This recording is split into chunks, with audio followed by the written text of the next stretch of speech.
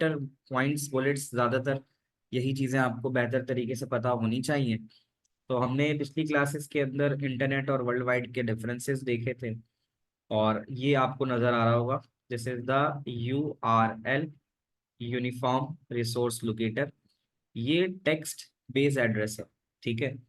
यहाँ लिखा हुआ भी है, are text address use to access website. जब आप कोई भी पूरी वेबसाइट ऐसे लिखते हो, यानी आपने लिखा, ये लिखा hudereducation.co.uk.ict, तो वो कहता है कि इसके ना कुछ पार्ट्स होते हैं। अच्छा, पेपर में इसका सवाल है, रिसेंट पेपर में आया हुआ है कि आपको या तो वो ना ऐसे पूरा दे देगा और बोलेगा बताओ कि इसमें ये HTTPS क्या है। तो अब आप देखो, ऊपर लिखा हुआ है कि HTTP या HTTPS ये प्रोटोकॉल्स हैं। तो जो पहली चीज होती है ना, ये प्रोटोकॉल होता है। अच्छा, दूसरी चीज, यहाँ से लेकर www से लेकर .hudereducation.co तक ये पूरा पार्ट तुम्हारा होता है वेबसाइट एड्रेस। ये पूरा वेबसाइट एड्रेस है, यहाँ से यहाँ तक, CO तक। कभी कभी UK यानी कंट्री नेम भी लगा देते हो तो कंट्री कोड भी उसी में आ जाता है। ये वेबसाइट एड्रेस है, और हर वेबसाइट एड्रेस के भी तीन हिस्से हैं। डोमेन नेम, जो www है उसको डोमेन नेम बोलते हैं। ये जो पूरा हुडर एजुकेशन है, हुडर एजुकेशन ये वाला पार्ट,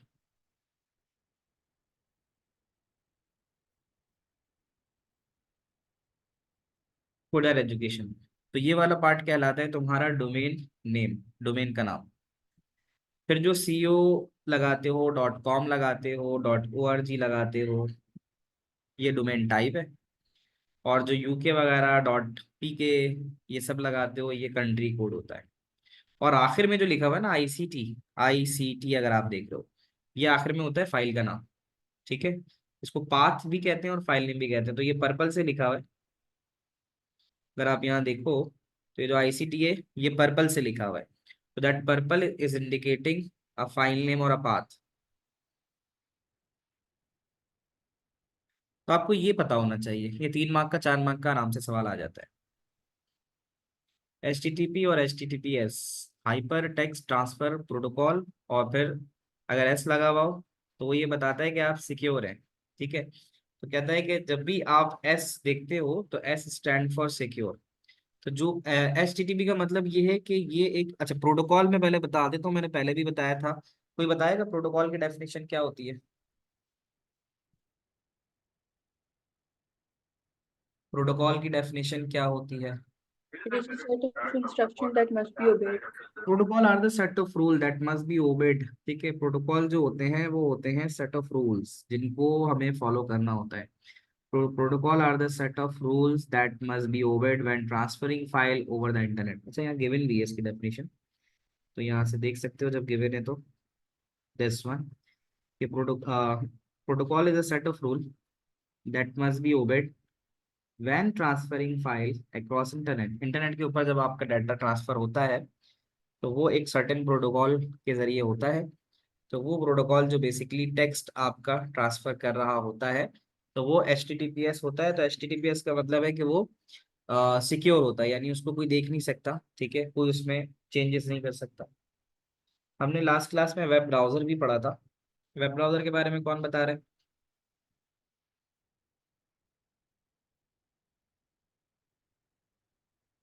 अच्छा जी, मिनट के अलावा कोई और बताए तो सारे बच्चे हैं, बाकी सबको भी बताना चाहिए भाई। अच्छा जी, set of web collection, web browser set of web collection नहीं होगा। वेब ब्राउजर एक सॉफ्टवेयर है जिसकी मदद से आप वेबसाइट्स सर्च करते हो, ठीक है। तो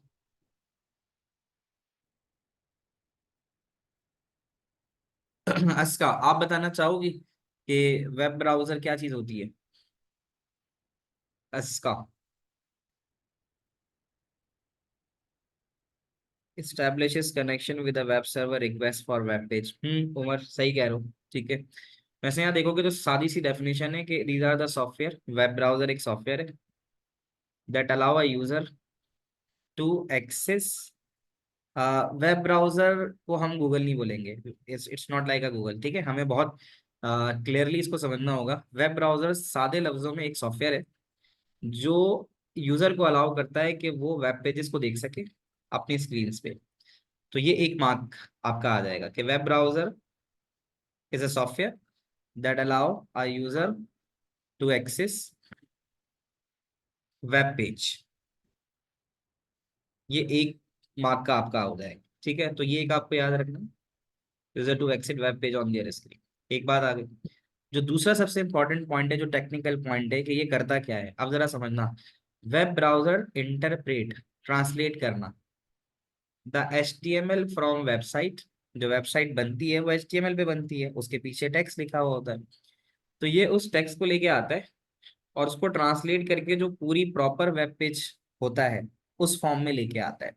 तो देखो क्या कहता है कि browser interpret the HTML from website and show the result of translation, यानी उसको ट्रांसलेशन यानी आपके सामने करेक्टेड फॉर्मेटेड वेब पेज की सूरत में दिखा देता है, वीडियोस, इमेजेस, टेक्स्ट।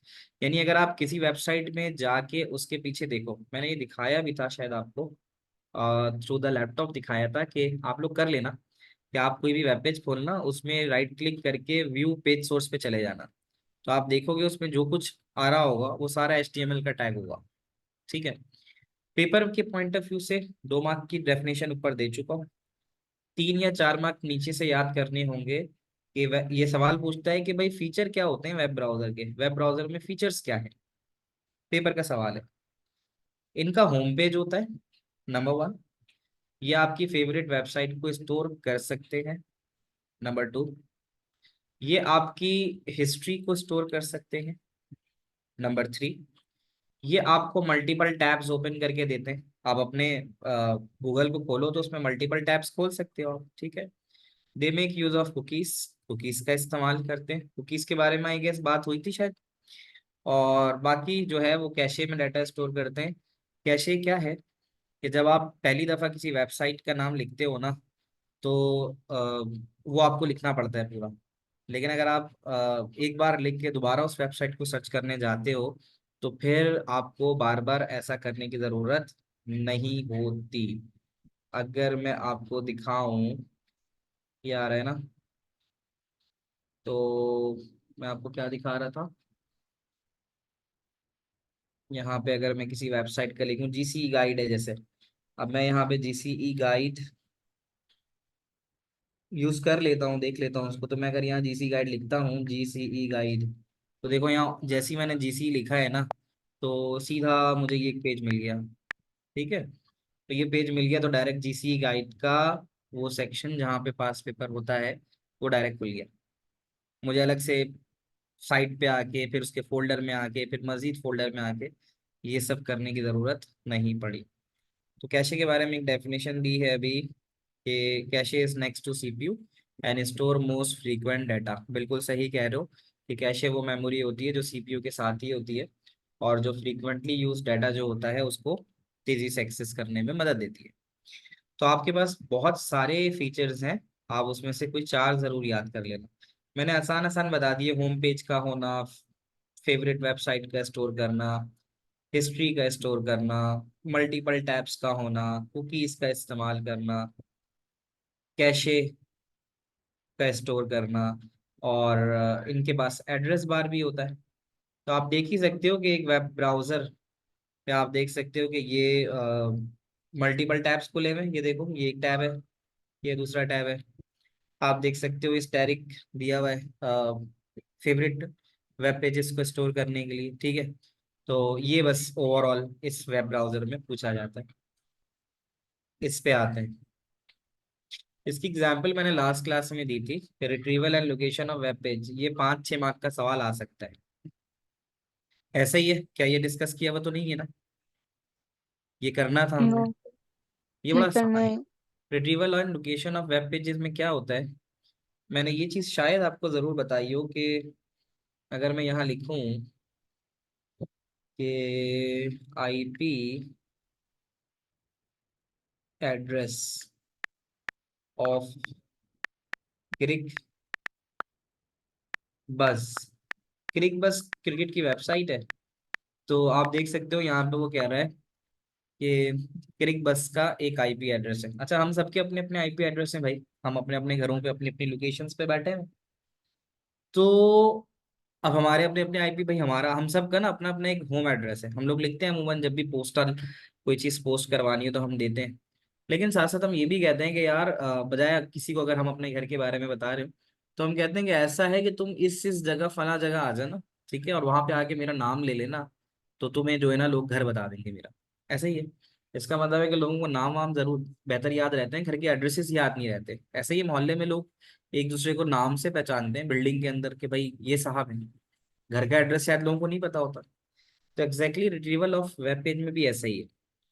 आपकी आसानी के लिए तो आप यहाँ पे ऊपर, अच्छा एक बात मैं और चाहूंगा कि पहले आप जरा ना क्रिक बस का आईपी एड्रेस नोट कर लो।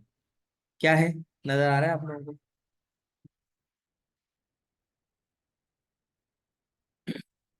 मेरी आवाज पहुंच रही है? क्रिक बस का आईपी एड्रेस क्या नजर आ रहा है? नोट कर लो कहीं। 35, 200 और 167, क्या आप लोगों को आ रहा है नजर? Yes sir. 35, 200 और 167 और 142, ये है आईपी एड्रेस क्रिक बस का। ठीक है, मैं इसको कॉपी करता हूँ, और कॉपी करके यहाँ जाके, और यहाँ जाके मैं उसको पेस्ट करता हूँ। ठीक है, अब जब मैं पेस्ट करके गो करता हूँ, तो मेरे सामने देखो वेबसाइट खुल गई क्रिक बस की। ठीक है, तो मुझे क्रिक बस लिखना नहीं पड़ा, मुझे क्रिक बस लिखना नहीं पड़ा, मुझे जो है वो सिंपल आईपी डाल के मैंने एक्सेस कर लिया। वरना दूसरा तरीका ये था कि मैं यहाँ पे क्रिक बस भी लिखता। अगर मैं क्रिक बस भी लिखूंगा तो मैं क्रिक बस से भी पहुंच जाऊंगा। क्रिक बस लिखा, मैंने गो किया, तो मैं वापस क्रिक बस पे मौजूद हूँ। ठीक है, तो इन दो में जो डिफरेंस है वो क्या है कि जो आपकी वेबसाइट है ना, उस वेबसाइट का हमेशा एक एड्रेस होता है, एक आईपी एड्रेस होता है, और उस आईपी एड्रेस को हमेशा ट्रांसलेट होना पड़ता है। मैं आसान लफ्जों में अगर आपको बताऊं, तो जो भी आप नाम लिखते हो, आपने लिखा क्रिक बस, तो क्रिक बस के अगेंस्ट उसका आईपी था 35 डॉट, याद है क्या था, 200.167.42, लेट सपोज ऐसे कर लो। तो ना आपके पास एक सर्वर होता है, उसका नाम होता है डीएनएस, डोमेन नेम सर्वर। उस डोमेन नेम सर्वर में हर वेबसाइट के अगेंस्ट उसका आईपी लिखा हुआ होता है, और वेबसाइट हमेशा अपने आईपी से सर्च होती है, क्योंकि यूजर को नाम याद रह जाते हैं, इसलिए यूजर तो नाम डालता है, लेकिन उसके अगेंस्ट डीएनएस का काम ये होता है कि वो उस नाम के अगेंस्ट उसका आईपी तलाश करे, और जैसे ही आईपी मिल जाए वो आपके कंप्यूटर पे उस आईपी को भेजे, ताकि आप वेबसाइट एक्सेस कर सको। कितने बच्चों को मेरी बात अब तक ये वाली समझ में आ गई, हाँ या ना?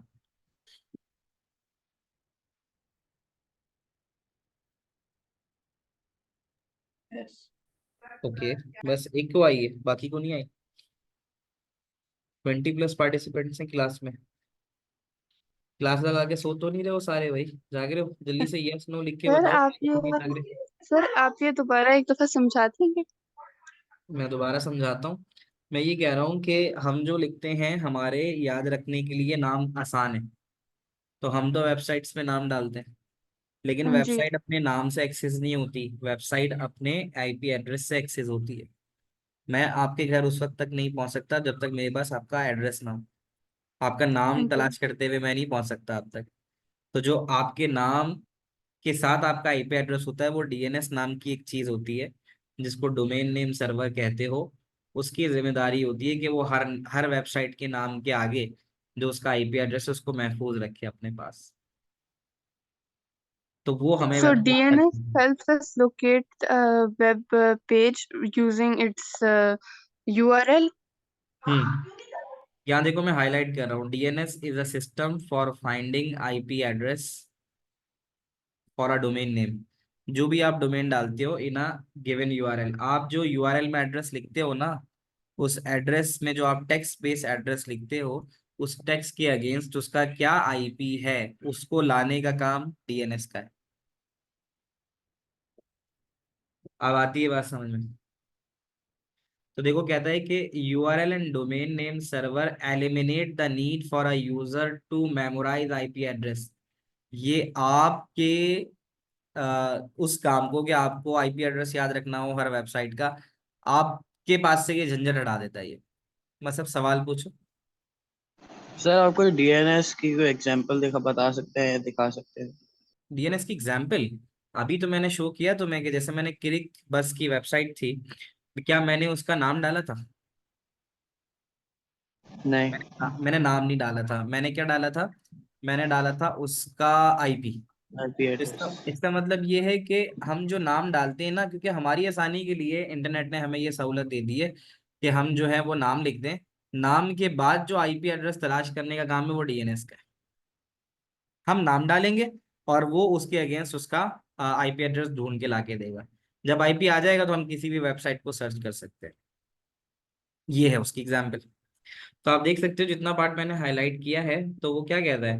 वो यही तो कहता है कि भाई डीएनएस डोमेन नेम सिस्टम या domain name server is a system for finding IP address for a domain name. जो भी आपने नाम डाला है वेबसाइट का, यूआरएल के अंदर जो भी नाम आप डाल रहे हो उसका आईपी तलाश करेगा ये। URL and domain name service server eliminate the need for a user to memorize IP address. क्या आप लोगों को हर वेबसाइट जो आप इंटरनेट से सर्च करते हो उसका आईपी एड्रेस याद रखने की जरूरत है? नो। नहीं। तो डीएनएस सर्वर फिजिकल बॉडी नहीं होती, ये इंटरनेट के ऊपर ही सर्वर होता है ये, और ये काम कर रहा होता है। ठीक है ये। तो अब देखो ये कह रहा है ना कि डीएनएस का काम क्या होता है। DNS involves converting a URL. अब डीएनएस का क्या काम है कि अगर आप hoodereducation.co.uk लिख रहे हो, तो डीएनएस का काम ये है कि वो हूडर एजुकेशन लिखने पर जो हूडर एजुकेशन का आईपी एड्रेस है उसको तलाश करे। तो उसका आईपी एड्रेस ये है 107.162.14019। तो आपको तो नहीं कह रहा कि भाई आप ये याद रखो, आपको तो कह रहा है कि बस आप हूडर एजुकेशन डाल दो, आईपी एड्रेस लेके आना मेरा काम। तो डीएनएस सिर्फ एक ही नहीं, डीएनएस एक से ज्यादा सर्वर होते हैं। तो DNS server contain a database of URL, यानी पूरी दुनिया में इतनी सारी वेबसाइट्स हैं तो सबका यूआरएल होगा। तो डीएनएस में पूरा डेटाबेस होता है कि हर नाम के अगेंस्ट जो भी वेबसाइट का डाला गया है उसका आईपी एड्रेस लेके आओ। फिर जो भी आईपी एड्रेस दिया जाता है, ठीक है, और वो फिर आईपी एड्रेस आपके पास जब आता है तो आप फिर उस वेबसाइट को एक्सेस करते हो। ये वाली डायग्राम पेपर में आ सकती है, या फिर ये वाले पॉइंट्स जो नीचे दिए गए। सही है। ये एग्जैक्टली वो पॉइंट है जो मैं तुम्हें लफ्जों में अभी बता चुका हूँ, लेकिन पहले मैं डायग्राम से समझाता हूँ। ये है आपका कंप्यूटर, ये है आप। आपने किसी वेबसाइट का नाम लिखा, ठीक है। तो आई गेस इस वाले वर्जन में वो लिखा हुआ नहीं है उसने, वरना ऐसा होता है कि जो वन लिख रहा है ना, तो वन पे यहाँ पे लिखा हुआ आता था वुडर एजुकेशन, वुडर एजुकेशन। ये पूरा वेबसाइट का नाम आ रहा था वुडर एजुकेशन डॉट क्या था, .co.uk, .co.uk। तो ये जो वन है ना, वन ये लेके जा रहा है वुडर एजुकेशन .co.uk।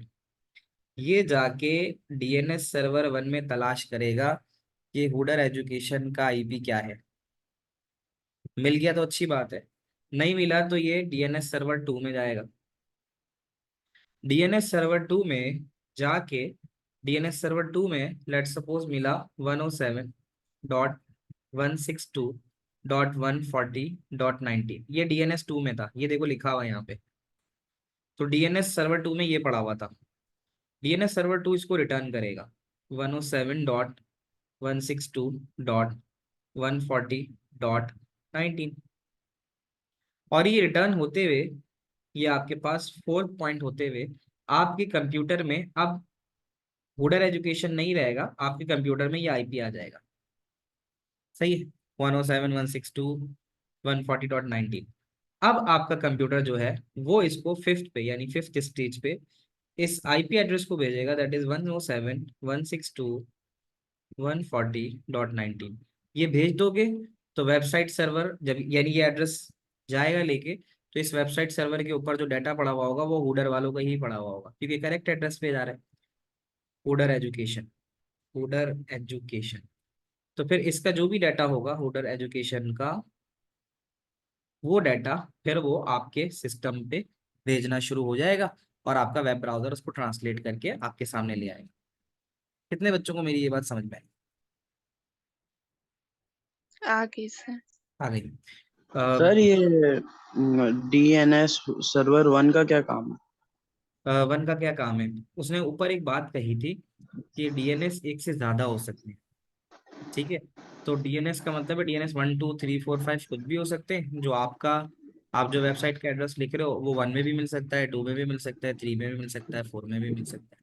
तो इसलिए ये कितने भी हो सकते हैं। हो सकता है ये 1 से ही लेके चला जाता, लाजमी नहीं है 2 पे जाना पड़ता। तो ये बता रहा है। सर डीएनएस जो है ये स्टोर करता है कि कोई डेटा डीएनएस 1 में होगा, कुछ डीएनएस 2 में होगा, कुछ हाँ, किसी वेबसाइट और तो जाहिर है में। पूरी दुनिया की वेबसाइट्स है ना, तो सिर्फ एक ही सर्वर में तो नहीं हो सकता ना। क्या वो क्लियर हुई बात? सही, सही सर। 1 मिनट में जरा जल्दी से पढ़ लो। अच्छा, एक काम करते हैं, जो मैं बातें कही है ना ये सारी वही बातें। तो आदम, पहला पॉइंट रीड करो।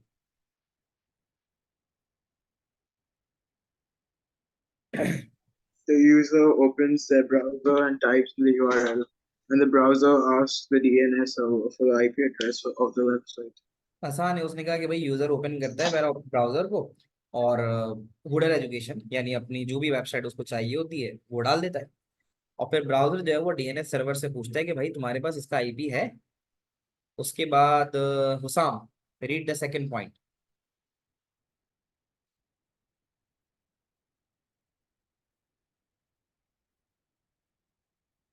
Husam, are you there?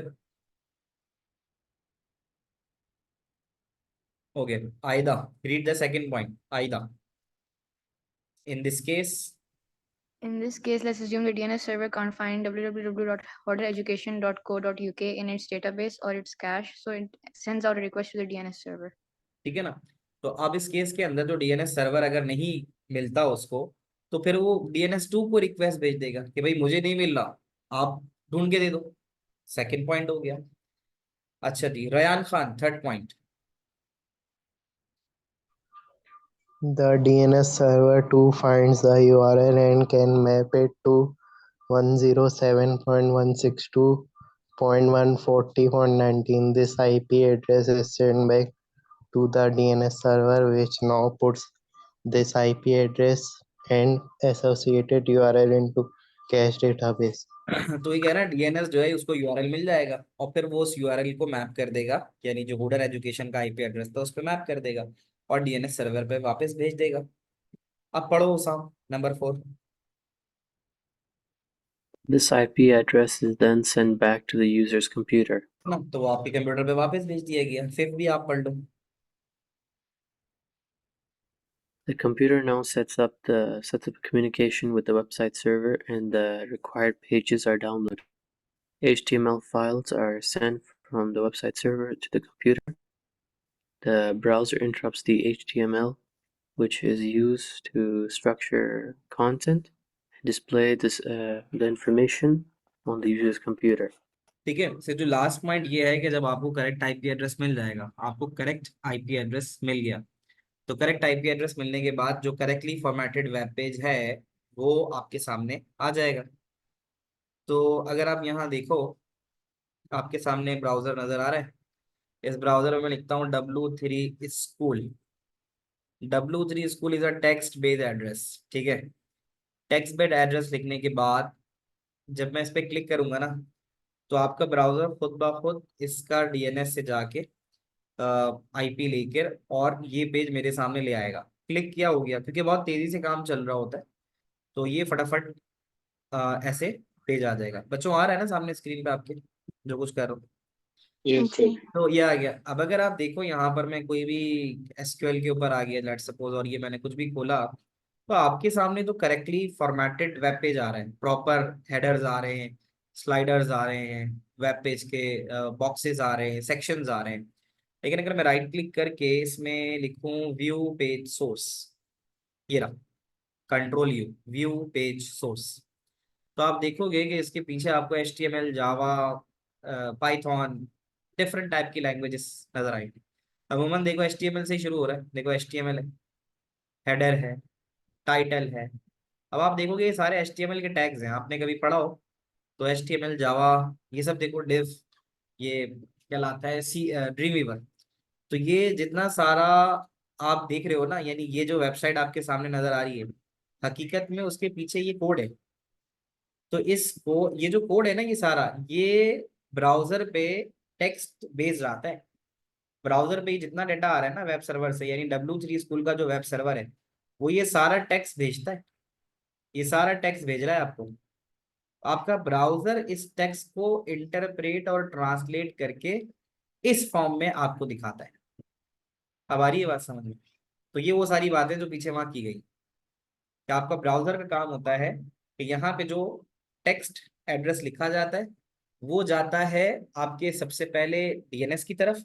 DNS एक सर्वर है, उस सर्वर में हर IP एड्रेस, हर वेब एड्रेस के अगेंस्ट उसका एक IP एड्रेस होता है, और उस IP एड्रेस को वो तलाश करके लेके आता है। और जब वो लेके आता है तो वो डाटा टेक्स्ट फॉर्म में होता है। उस टेक्स्ट फॉर्म को प्रॉपर तरीके से वेबसाइट के अंदर शो करने का काम आपका ब्राउजर करता है, उसको ट्रांसलेट करके। क्या यहाँ तक बच्चों सारी बातें ठीक से समझ में आ गई?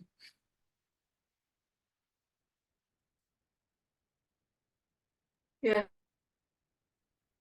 तो ये आराम से ना 5 मार्क का सवाल बन सकता है, 5 मार्क का ये पूरा पूरा सवाल आपका आ सकता है। तो ये हमने डिस्कस किया है। स्क्रीन नहीं हो रही शेयर आप लोगों के सामने, ऐसा क्यों? सर अभी 1 मिनट पहले नहीं हो रही थी। जस्ट अब मैं शेयर कर देता हूँ, पहले यहाँ से, वहाँ नहीं हो रहा तो।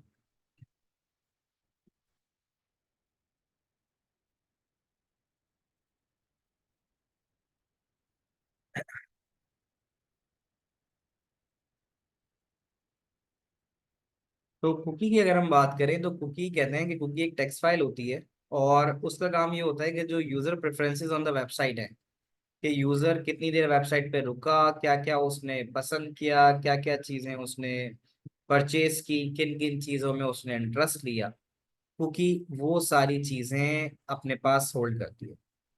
तो अभी स्क्रीन आ रही है आप लोगों के पास? जी सर। अब देखो कुकी में क्या बता रहे हैं, देखो कह रहा है कि कुकी के बारे में अगर आप पहली लाइन पढ़ो तो कहता है कि is a file stored on user computer. ये यूजर के कंप्यूटर में ये वाली फाइल स्टोर होती है, ठीक है। और they are send by web server to a browser, यानी जब भी आप कोई वेबसाइट विजिट करने जाते हो तो आपके, यानी हर वेब ब्राउजर वो जो है, हर वेब सर्वर जो है, वो आपके सिस्टम में एक टेक्स्ट फाइल भेजता है, ठीक है, ताकि वो आपकी बाइंग हैबिट्स वगैरह के बारे में जान सके, इसलिए कि आपके यूजर एक्सपीरियंस को उस वेबसाइट के बेहतर बनाया जाए। आप लोग अगर दराज से कुछ मंगवाते हो, अमेजोन से कुछ मंगवाते हो, अली एक्सप्रेस से कुछ मंगवाते हो, आपका अकाउंट बना हुआ है, तो आप जो चीज़ खरीदते हो, ठीक है, तो वो चीज़ जब आप नेक्स्ट टाइम उस वेबसाइट पे जाते हो, तो अगर कोई उसी से रिलेटेड कोई नई चीज़ आई हुई हो, कोई नई प्रोडक्ट आई हुई हो, तो वो आपको सजेस्ट कर रहा होता है। एक और एग्जांपल है कि आप जैसे यूट्यूब देखते हो, यूट्यूब पे बहुत से लोग हैं जिनको फुटबॉल देखने का शौक है, फुटबॉल रिलेटेड वीडियोस देखते हैं, हाइलाइट्स देखते हैं, किसी प्लेयर को फॉलो करते हैं, ठीक है। तो अब क्या होता है कि अगर आपने हाइलाइट्स देखी हैं, तो जब आप नेक्स्ट टाइम जाते हो, यूट्यूब पे जाते हो नेक्स्ट टाइम, तो आपके पास उसी प्लेयर से या उसी क्लब की जो, फुटबॉल क्लब की जो हाइलाइट्स है या कोई रीसेंट मैचेस हुए हुए होते हैं, वो इन्फॉर्मेशन आ रही होती है। तो वो खुद ब खुद नहीं आ जाती, वो इसलिए आती है क्योंकि कुकी की वजह से वो यूजर के इंटरेस्ट को रिकॉर्ड करता है, कि भाई यूजर था, वेबसाइट पे आया था, किस जगह से आया था। आपने सब कितने लोगों ने एक्सपीरियंस किया है कि जो है ना, जब आप किसी वेबसाइट को विजिट करते हो तो वहां पे लिखा हुआ आता है कि भाई this website make use of cookie, तो फिर वो कहता है आप अलाउ करते ही नहीं करते, तो एक्सेप्ट करते हो आप लोग, देखा होगा आप लोगों ने। तो वो क्यों होता है, यानी किसी भी वेबसाइट पे आप जाओ तो हर वेबसाइट ये चाहती है कि वो यूजर एक्सपीरियंस को बेहतर बना सके, यूजर की नीड के अकॉर्डिंग उसको चीजें प्रोवाइड कर सके। तो here we go with cookie. Cookie एक ऐसी फाइल है, is a small file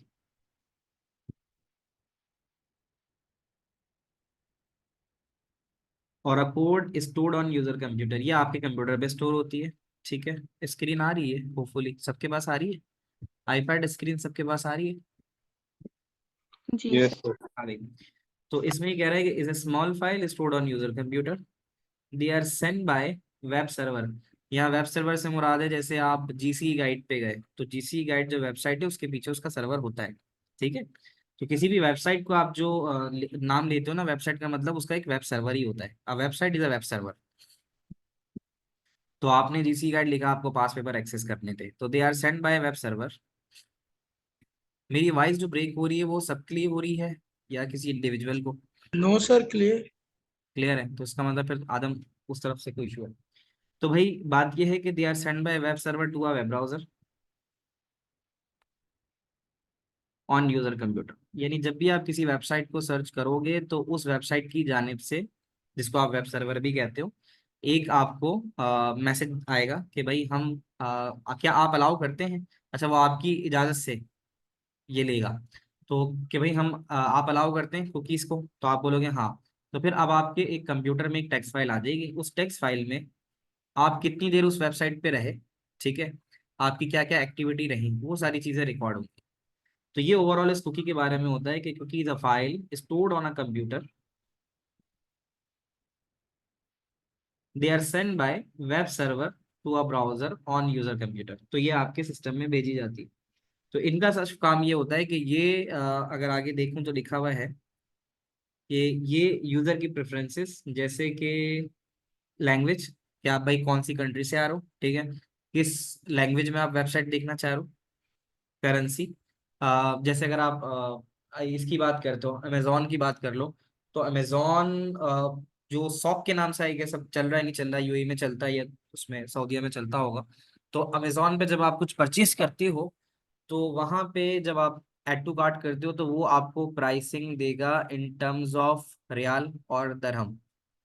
Pakistan में तो खैर अमेजोन नहीं है, बट आई डोंट नो कि पता नहीं दराज और कहीं इस्तेमाल हो रहा है नहीं हो रहा। कोई ऐसी वेबसाइट जो ग्लोबली इस्तेमाल हो रही है, जैसे अली एक्सप्रेस की बात कर लेते हैं। ईबे। अली एक्सप्रेस जब पाकिस्तान में होती है और हम जब कुछ खरीदते हैं तो हमारे सामने हर प्रोडक्ट की जो प्राइसिंग है वो आती है रुपीज में, है ना।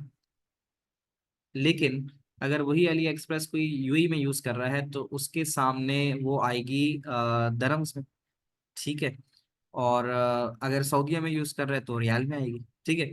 तो इस चीज को, सारी चीजों को देखने के लिए कि भाई यूजर कहाँ से आ रहा है, उसकी क्या ब्राउजिंग एक्टिविटी रही है, तो उसके यूजर एक्सपीरियंस को बेहतर बनाने के लिए हम कुकीज का इस्तेमाल करते हैं।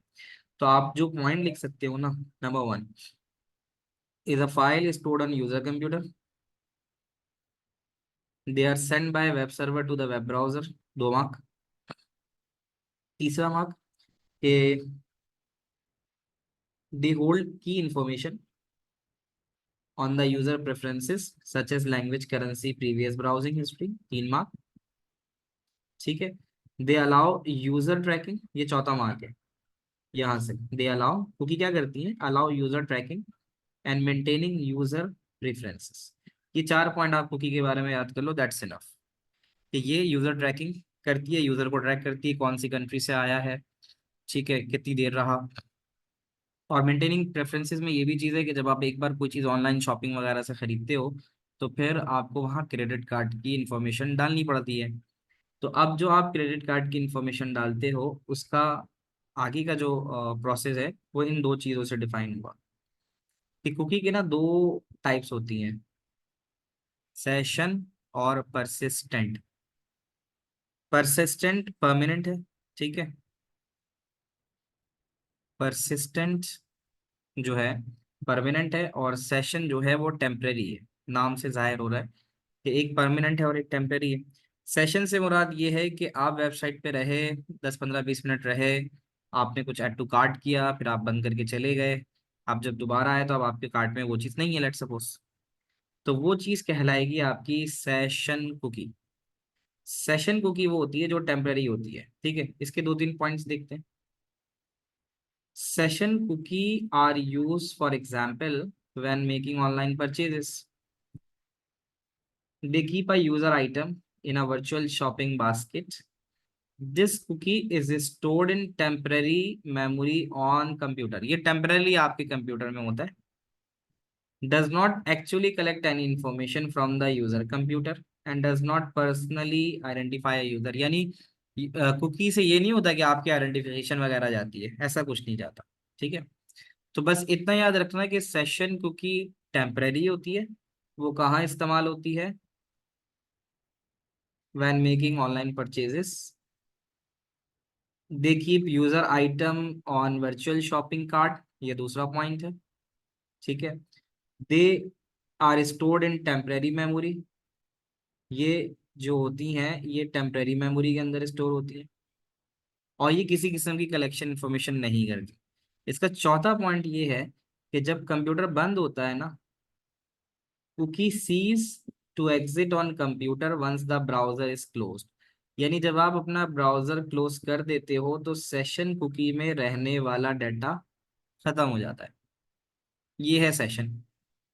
आगे बढ़ते हैं. परसिस्टेंट नाम ही परमानेंट का है. तो परमानेंट का मतलब ये है कि आप लोग अपने हॉटमेल, फेसबुक और अगर किसी वेबसाइट से ऑनलाइन शॉपिंग करते हो तो आपको सिर्फ एक बार वहां पे अपनी क्रेडिट कार्ड डिटेल डालनी पड़ती है, फिर बाद में ऐसा नहीं करना पड़ता. जैसे मैं अभी जूम की बात करता हूँ कि जूम की मेरे पास सब्सक्रिप्शन है, तो मैंने एक ही दफ़ा पे क्रेडिट कार्ड इन्फॉर्मेशन डाली थी और जूम की ये जो अनलिमिटेड सर्विस जिसमें क्लास 40 मिनट पे बंद नहीं होनी है वो सर्विस ले ली.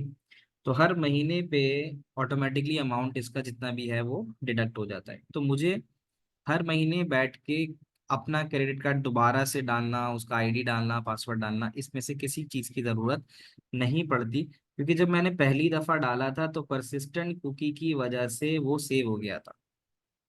इसी तरह अब आप लोग अपने लैपटॉप पे, मोबाइल फ़ोन पे आप रोज़ाना फेसबुक लॉगिन नहीं करते, इंस्टाग्राम लॉगिन नहीं करते, आप हॉटमेल या जीमेल लॉगिन नहीं करते क्योंकि एक बार जब आप अपना आईडी पासवर्ड डाल देते हो तो वो कुकी में स्टोर हो जाता है और वो जो कुकी होती है वो परमानेंट होती है. तो तुम remember a user login details so that they can authenticate the user browser.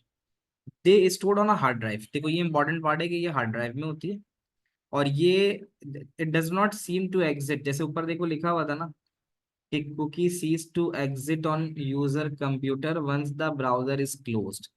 तो सेशन तो ब्राउजर के बंद होने पे खत्म हो जाती है, लेकिन परसिस्टेंट जो होती है ना ये आपकी हार्ड ड्राइव में रहती है और ये 6 महीने तक अगर आप इसको इस्तेमाल ना करो ये रहती है.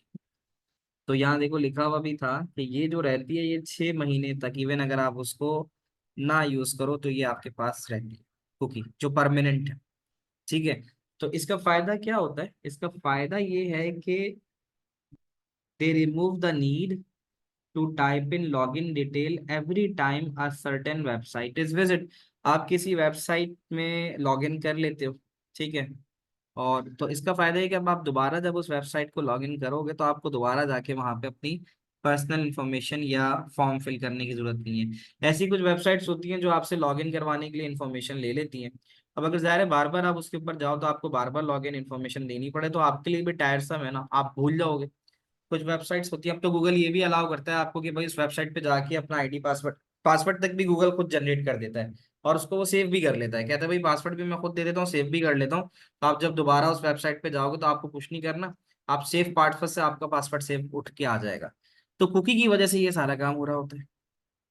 तो परसिस्टेंट में हमने क्या बात पढ़ी कि ये यूजर की लॉगिन डिटेल्स वगैरह को स्टोर कराता है और ये स्टोर होता है हार्ड ड्राइव में. ठीक है, उस वक्त तक जब तक यूजर इसको डिलीट ना करे. ये इसका दूसरा पॉइंट है. इसका तीसरा पॉइंट ये कि इसका फायदा ये है कि ये बार बार लॉगिन होने से आपको बचाता है और ये आपके डीएक्टिवेट रहने की भी, यानी 6 महीने से भी अगर आपने सिस्टम यूज नहीं किया ये तब भी आपके सिस्टम में रहता है. बच्चों यहाँ तक सारी बातें समझ में आती है?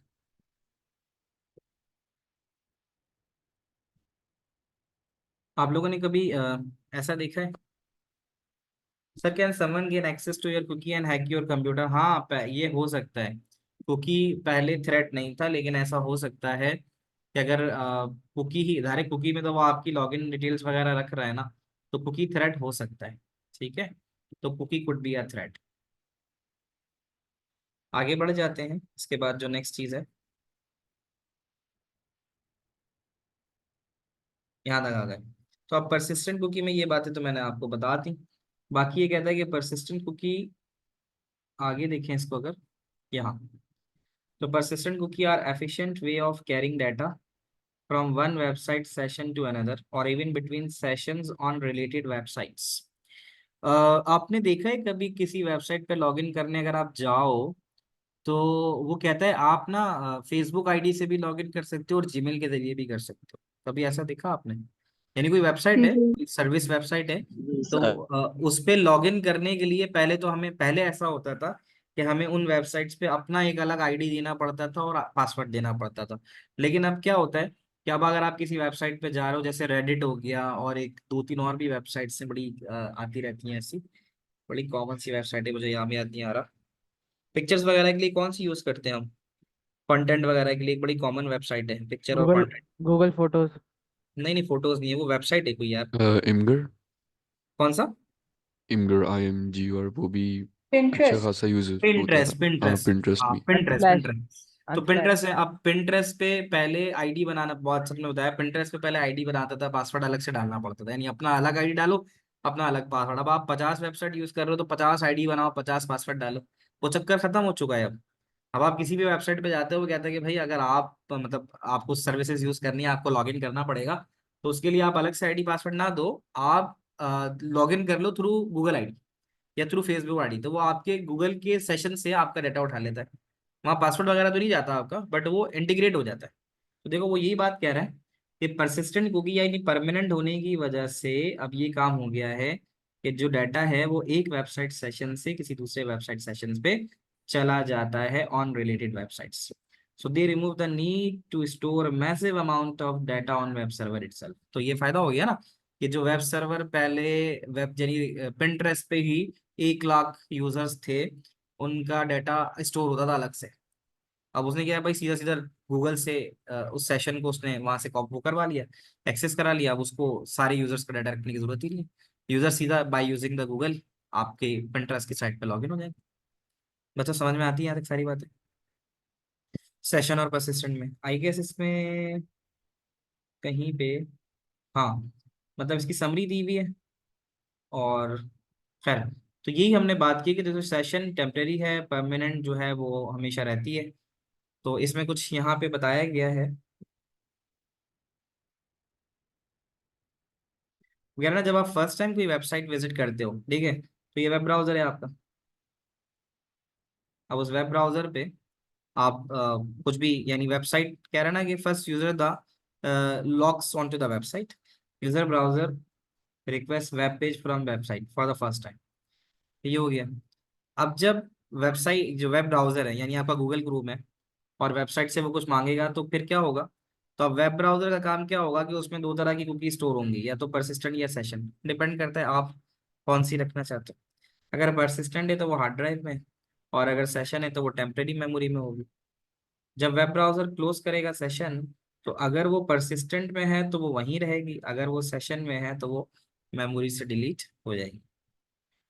तो अगर हम यहाँ देखें समरी ऑफ परसिस्टेंट, इसको देख लेते हैं। तो कहता है कि allow the website to remember user and password, email address, invoice वगैरह भी रखता है। आपका अगर दराज मोबाइल पे हुआ है तो आप पिछले जितने भी ऑर्डर्स हैं आपके, किस किस टाइम पे आपने ऑर्डर दिया, फूड पांडा यूज करते हो आप लोग, तो फूड पांडा में जाके आप देख सकते हो भाई लास्ट ऑर्डर कब दिया था, कितने ऑर्डर दिए, एक महीने में कितने ऑर्डर्स आपके गए थे, ये सब चीजें आप देख सकते हो। Serve as memory enabling the website to recognise every time the user visits a website. बाकी user items on virtual shopping cart, इसको सेव करता है। ट्रैक करता है यूजर की habit, buying habit, history, favourite चीजें, ठीक है। और फिर साथ साथ कुकी की वजह से वो यूजर को टारगेट करता है एडवर्टाइजिंग से, कि भाई उसने पीछे लास्ट लास्ट मंथ कोई परफ्यूम बाय किया था, तो अगर उसी परफ्यूम का कोई नया वेरिएंट आता है तो वो आपको सजेस्ट करना शुरू कर देगा, ठीक है ना। तो ये सारी चीजें। बाकी यूजर प्रेफरेंसेस, ये तो मैंने अभी बताया आपको कि कस्टमाइज वेब पेज का मतलब है कि अगर आप अरेबिक जानते हो और आप किसी अरेबिक कंट्री में रह रहे हो, तो जब आप किसी वेबसाइट को विजिट करोगे तो वो जो वेबसाइट आपको डाटा देगी वो अरेबिक लैंग्वेज में देगी। ऐसा है। तो आपने देखा होगा कुछ वेबसाइट्स ऐसी होती हैं जो based on location he data provide करती है। मैं अगर यहाँ बैठ के पाकिस्तान में कोई वेबसाइट यूज़ कर रहा हूँ और मैं फिर अगर चले जाता हूँ यहाँ से बाहर दूसरे रीजन में, तो अगर मैं वही वेबसाइट दोबारा सर्च करूंगा ना, तो वो मुझे उसी रीजन के हिसाब से वो वेबसाइट भेजेगा। फिर ये है कि बाद में मैं उसको ट्रांसलेट ट्रांसलेट कर सकता हूँ, बट क्योंकि वो मेरी लोकेशन चेंज हो जाएगी, ठीक है, तो उस हिसाब से मुझे वो इन्फॉर्मेशन देना शुरू कर देगा। ये बात समझ में आती है? आपने नोट किया होगा, आप अपने मुल्क में हो, आपके फेसबुक पे ऐड मुख्तलिफ आ रहे हैं, आपके यूट्यूब पे ऐड मुख्तलिफ आ रहे हैं, लेकिन अगर आप चेंज करते हो अपनी लोकेशन, आप सऊदीया चले जाओ, दुबई चले जाओ, ठीक है, तो आपके पास वो ऐड आएंगे जो वहाँ के हैं। जैसे मैं अगर पाकिस्तान में अभी हूँ, तो मेरे पास जो आने वाले ऐड होंगे वो Ufone, Jong, Telenor, in cellular companies के आएंगे। लेकिन मैं जैसे ही अगर बाहर चले गया भाई, मक्का चला गया, मदीना चला गया, तो अब मुझे वहाँ पे जो आएंगे तो वो वहाँ की जो डिफरेंट सिम्स हैं, ठीक है ना, जैसे क्या क्या थी वो डिफरेंट जो भी सिम्स है वहाँ की, तो उनके आने शुरू हो जाएंगे। एसटीसी हो गया, जैन हो गया, ठीक है, वोडाफोन हो गया, तो मेरे पास फिर उनके एड्स आने शुरू हो जाएंगे। तो ये किसकी वजह से हो रहा है? ये कुकी की वजह से हो रहा है। तो कुकी आपकी फाइनेंशियल ट्रांजेक्शंस को भी स्टोर करती है, आपके क्रेडिट कार्ड डिटेल्स वगैरह को। हाँ, इसकी आपके हिसाब से जो ऑनलाइन गेमिंग की होती है ना आपकी, जब ऑनलाइन गेम्स खेलते हो आपकी जो प्रोग्रेस होती है वो ट्रैक होती है, इतने कॉइन्स आ गए, इतने आप लेवल पार कर चुके हो, ये सारी चीजें इसमें आती है, ठीक है ना। तो ये सारी आपकी परसिस्टेंट कुकी है। तो चार चार पॉइंट भी अगर आप याद करोगे तो ये आराम से आप इसको क्लियर कर लोगे। तो डिजिटल करेंसी में मैं थोड़ा स्टार्ट ले लेता हूँ, 4 मिनट है हमारे पास, तो हम देख लेना क्योंकि आसान सी चीज़ है। एक तो है 5 बजे है ना, मैं 59 पे छोड़ दूंगा आपको, ठीक है। तो डिजिटल करेंसी, सीधी बात है, डिजिटल का लफ्ज ही बताता है कि भाई कोई ऑनलाइन सी चीज़ है, मतलब फिजिकल नहीं है। डिजिटल अगर है तो वर्चुअल हो सकती है। अब देखो फिजिकल तो ये है ना कि आपके हाथ में एक नोट है, कैश, हार्ड कैश नोट है। डिजिटल का मतलब हाथ में कोई नोट वोट नहीं है, मेरी वॉलेट में 1 रुपए नहीं पड़े हुए, बट मेरे मोबाइल में मेरी वो है, क्या है, मोबाइल एप्लीकेशन, तो मैं किसी को भी पैसे भेज सकता हूँ, तो मुझे कैश कैरी करने की जरूरत नहीं पड़ रही है। तो digital currency exist purely in a digital format, ठीक है, इसकी कोई फिजिकल फॉर्म नहीं होती। जैसे फिएट करेंसी होती है जो ट्रेडिशनल करेंसी है, पाउंड हो गया, डॉलर हो गया, वो तो कैश में होती है। डिजिटल करेंसी अब हम यूज करते हैं as a form of payment method to pay for goods, चीजें खरीदते हैं, सर्विसेज अगर हम कोई ले रहे हैं उसके लिए हम डिजिटल करेंसी का इस्तेमाल करते हैं। तो डिजिटल करेंसी में एक बात याद रखना, डिजिटल करेंसी में तुम्हारी ऑनलाइन बैंकिंग भी आ जाती है। तो एक मसला है डिजिटल करेंसी में कि कहता है कि because money exist as a data on computer, तो it can transfer into physical cash if we need. तो ज़ाहिर है आप किसी को ऑनलाइन ट्रांसफर कर दोगे, फिर वो जाके फिजिकली निकाल लेगा। बट यहाँ पे एक मसला ये है कि जो डिजिटल करेंसी होती है ना, वो होती है सेंट्रल बैंकिंग सिस्टम पे बेस्ड। यानी यहाँ पे जितने पाकिस्तान में बैंक्स हैं वो सब के सब स्टेट बैंक ऑफ पाकिस्तान से लिंक्ड है ना, स्टेट बैंक ऑफ पाकिस्तान के अंडर काम करते हैं। तो कुकी के बारे में सवाल क्या आ सकते हैं? कुकी के बारे में उसके जो 3 4 पॉइंट्स मैंने बताए थे वो आ सकते हैं, और कुकी के एडवांटेज डिसएडवांटेज तो नहीं आएंगे, बट कुकी की टाइप जरूर आ जाएंगी। सेशन के बारे में बता दो, परसिस्टेंट के बारे में बता दो, इस तरह से। तो अब आप ये देख सकते हो, और ऐसा होता है कि मेरा, ये मैं हूँ, ये मेरा बैंक है, ये सेंट्रल बैंक है, ये आप हो, और ये आपका बैंक है। ये आप हो और ये आपका बैंक है। तो हम जो भी ट्रांजैक्शन करेंगे ना, मैं जितनी भी ट्रांजैक्शन करता हूँ उसका record state bank of Pakistan के पास होता है, ठीक है ना। तो वो मेरी जो कॉन्फिडेंशियलिटी है ना डाटा की, वो खत्म हो जाती है, यानी मेरा डाटा कॉन्फिडेंशियल रहा ही नहीं है। कोई भी उसको देख के, अब मेरे पास रिसेंटली फोन आते रहते हैं बैंक पर्सनल के कि भाई आप क्रेडिट कार्ड ले रहे हैं, तो मैं कहता हूँ भाई आप क्यों मुझे ऐसे सजेस्ट करते हो? वो कहते हैं जी आपकी जो है ना अकाउंट मेंटेनेंस अच्छी होती है। मैंने कहा आपको कैसे पता भाई मेरी अकाउंट मेंटेनेंस अच्छी होती है? तो इसका मतलब है कि मेरी जो आप सबकी, इवन आप लोगों के जो बैंक अकाउंट्स होंगे अगर, तो उन बैंक अकाउंट में जो रहने वाला डाटा होता है वो फिर कॉन्फिडेंशियल नहीं रहता, क्योंकि फिर बैंक उसको देख रहा होता है। तो ये इशू जो था वो आपका डिजिटल करेंसी में था। उस इशू से बचने के लिए फिर क्रिप्टो करेंसी आई, जो हम नेक्स्ट क्लास में इंशाल्लाह डिस्कस करेंगे। तो क्रिप्टो करेंसी में जो सेंट्रल बैंक का किरदार था वो खत्म कर दिया गया। ऐसा कोई स्टेट बैंक सेंट्रल है ही नहीं जिसके अंदर डाटा स्टोर्ड हो। जो अमाउंट यूजर के पास है, वो जिसको भेजना चाह रहा है, बस सिर्फ उन दोनों को ही उसकी इंफॉर्मेशन होगी कि किसके पास कितना था और किसने किस दूसरे को कितना भेजा। इसके अलावा कोई ट्रैकिंग वगैरह नहीं होगी। तो ये चीज़ इंशाल्लाह कल की क्लास में हम इंशाल्लाह कंटिन्यू करेंगे आ, इससे डिजिटल करेंसी से टुवर्ड्स क्रिप्टो करेंसी। ठीक है, क्लियर हो गया? फीडबैक छोड़ देना। अल्लाह हाफिज, सी यू इंशाल्लाह इन द नेक्स्ट क्लास। कल 3 बजे करेंगे जो रिमेनिंग 5 पेपर का सेशन था वो, और फिर इसके बाद इसका रिमेनिंग पार्ट करेंगे। ठीक है जी, अल्लाह हाफिज। क्लास